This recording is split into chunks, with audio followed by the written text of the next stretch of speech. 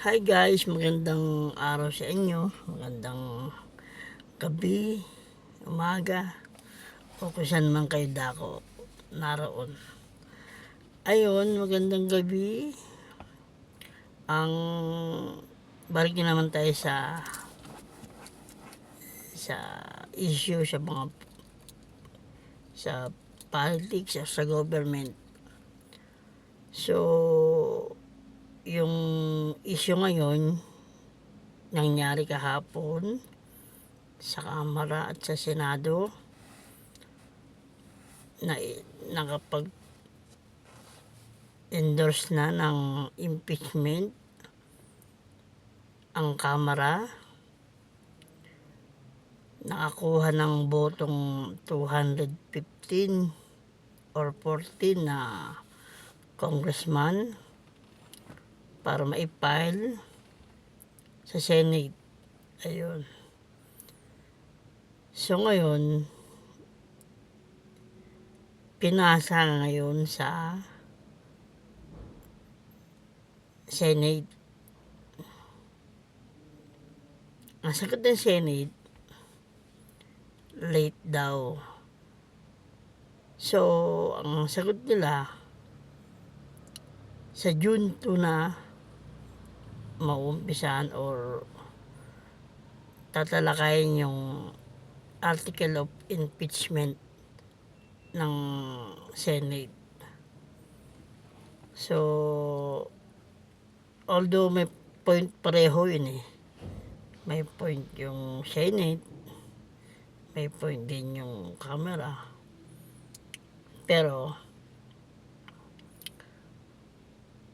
ano ang patutunguhan tayo ganyan, diba? Diba? Although, yun ang gusto nila eh. Sige, yun na, sabihin natin, nakapag-file na ng for impeachment. Diba? So, yun. So, hintayin lang natin sa June 2, after ng election, kung anong pwede mangyari. So, ang tanong ulit, ano naman ang pakikinabangan ng maraming mamamayang Pilipino sa gagawing impeachment?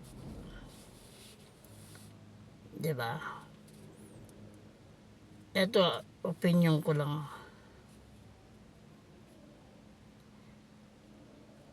Hindi, paano ba? Since yung Congress kasi, yung mga nag-file ng mga ano yan, against sa maraming pisyo isang tao.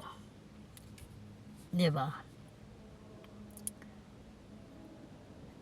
Yung ang tawag kasi sa corruption eh, di ba? Yun, may nawawalang pera o paano nagastos yung pera, ganyan. Pero sa totoo lang, pare-pareho naman sila. Di ba? Lahatin na natin, excuse me, lahatin na natin na sila. Di ba? Pare-pareho naman sila. Dapat, impeach nila yung sarili nila. Di ba? Kasi, walang pinagkaiba yun din sa, ano eh, sa panahon ni Kristo. Di ba? Si Magdalena. Diba? Hinahatulan ng mga maraming tao na batuhin, patayin, diba? Patayin, batuhin, diba? Dahil nagkakasala daw. Sige, andun na, kasala na, diba? Pero ang sabi ng Panginoong Kristo, sige, kung sino ang walang kasalanan, siya ang unang bumato. Diba? Yung reflection yung sinabi ko. sila, wala ba silang pagkakamali sa gobyerno? Wala ba silang pagkakasala sa taong bayan? Diba? Hindi rin ba sila nag-corrupt or yung pondo nila kung ano nangyari? Diba? Yun yung ibig ko sabihin. So, dapat lahat na sila subukan nila. Diba?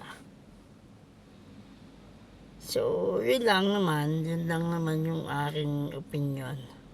Hintay lang natin kung anong pwede mangyari sa June 2. Pagbukas ng Senate ng ano nila. So, hintay lang natin anong pwede mangyari.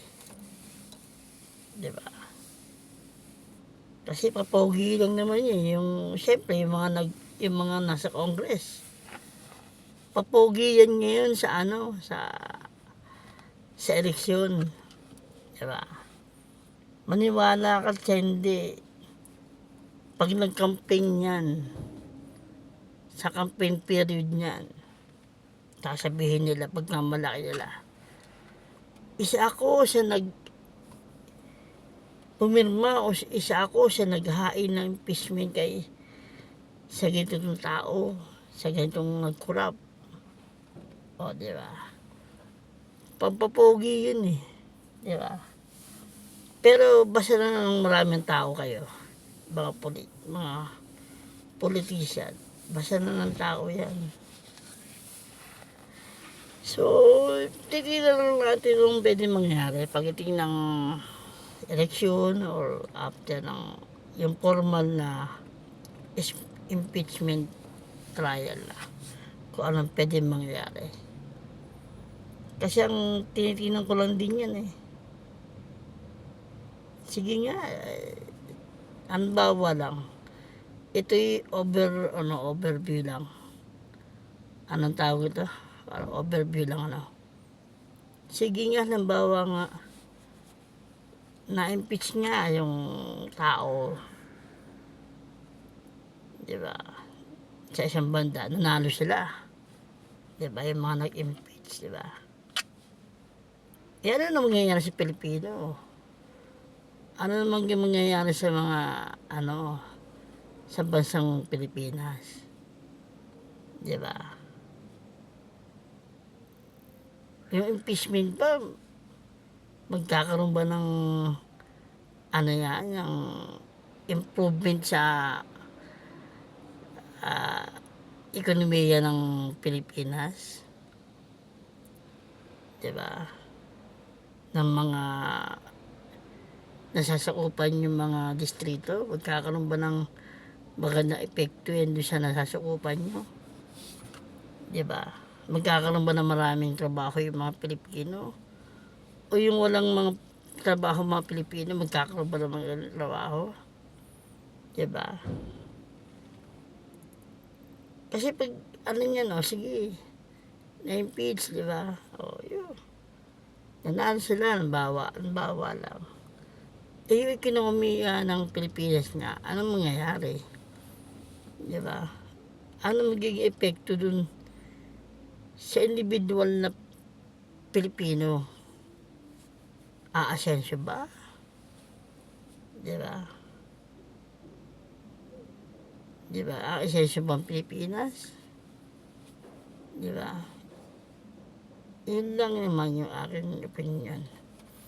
So, ganito lang aking, saka na lang ulit tayo panibagong vlog or panibagong sundan natin yung mga pangyayari. Ibukan natin ano pwede pang mangyayari sa susunod. Magandang gabi.